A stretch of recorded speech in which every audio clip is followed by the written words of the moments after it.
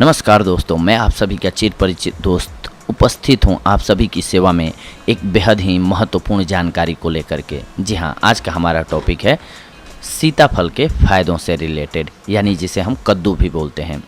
कद्दू का फल आकार में बड़ा होता है और यह 6 महीने तक खराब नहीं होता है। अतः 6 महीनों तक इसका उपयोग आप सब्जी या अन्य रूपों में इसका कर सकते हैं।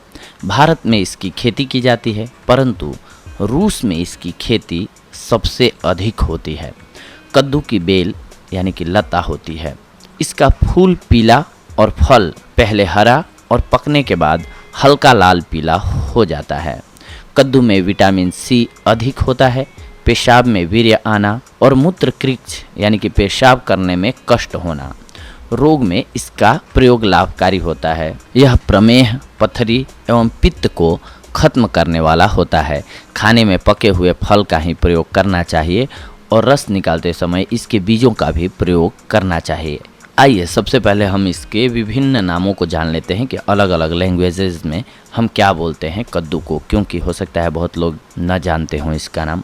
हिंदी में इसे हम लाल कद्दू, कुम्हाड़ा, सीताफल, मीठा कद्दू, लौका, काशीफल और संस्कृत में पित्तकुष्मांड, बृहद फल ग्राम्य, गुड़योग फल, मराठी में कोहला, लाल भोपाला, तांबड़ा भोपल, गुजराती में पिल्लू, कोहलू, बंगाली में सफरुई कुमरा, अंग्रेजी में ग्रेट पंपकिन, लैटिन में कुकुरबिटा मैक्सिमा, बेनिन के हिस्पिडा। आइए अब महत्वपूर्ण है कि हम इसके गुणों के बारे में जानते हैं। कद्दू भारी होता है और पौष्टिक होता है।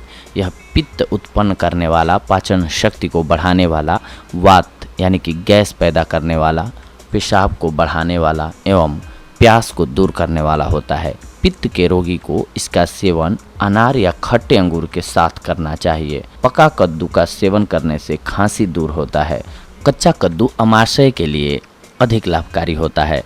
कद्दू का सेवन वात और कफ के रोगियों के लिए हानिकारक होता है, इसीलिए वात और कफ रोगी को इसका सेवन नहीं करना चाहिए। अब आइए हम जानते हैं इसमें पाए जाने वाले पोषक तत्वों के बारे में। इसमें प्रोटीन 1.4% होता है, वसा 0.1%, कार्बोहाइड्रेट 5.3%, पानी 92.0%, विटामिन ए 84 IU प्रति 100 ग्राम की मात्रा में, विटामिन बी 200 IU 100 ग्राम की मात्रा में, आयरन 0.7 मिलीग्राम प्रति ग्राम, फास्फोरस 0.3%, कैल्शियम 0.01%। अब आइए हम इसके प्रयोगों को जानते हैं कि किन किन रोगों में ये कार्य करता है और किस ढंग से कार्य करता है।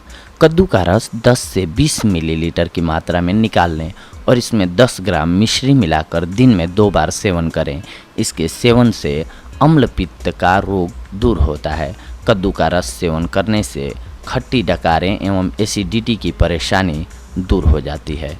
इसके अलावा पौरुष ग्रंथियों के लिए कद्दू के बीजों का रस निकालकर प्रयोग करने से पौरुष ग्रंथि के विकार दूर होते हैं। पौरुष ग्रंथि बढ़ जाने पर इसे रोकने के लिए 40 साल से ऊपर के लोगों को इसका प्रयोग रोजाना खाने में करना चाहिए।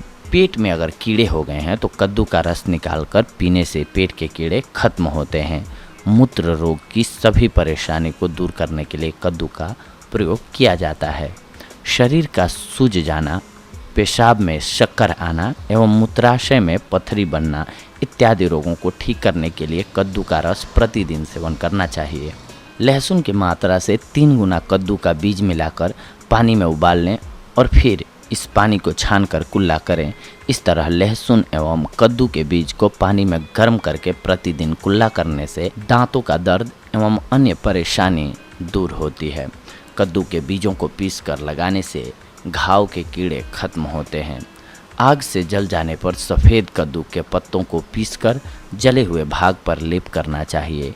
इससे जलन शांत होती है और जख्म ठीक होते हैं। शरीर की सूजन के लिए कद्दू के लगभग 8 से 10 बीजों को शहद के साथ मिलाकर खाइए, सूजन दूर हो जाएगी। अगर जहर का असर हो रहा हो शरीर में तो भोजन या रासायनिक विष के सामान्य प्रभावों को दूर करने के लिए कद्दू का रस प्रयोग किया जा सकता है। इससे आपका शरीर शुद्ध होता है। अगर हाथ पैरों में जलन हो रही है तो उसमें कद्दू के बीज को पीसकर जलन वाले स्थान पर लगाएं और थोड़ी देर रखकर खारे पानी से धो लें। इससे हाथ पैरों की जलन दूर होती है। पैरों में जलन होने पर पैरों को खारी पानी में डुबा कर रखना चाहिए, इससे भी जलन दूर होती है।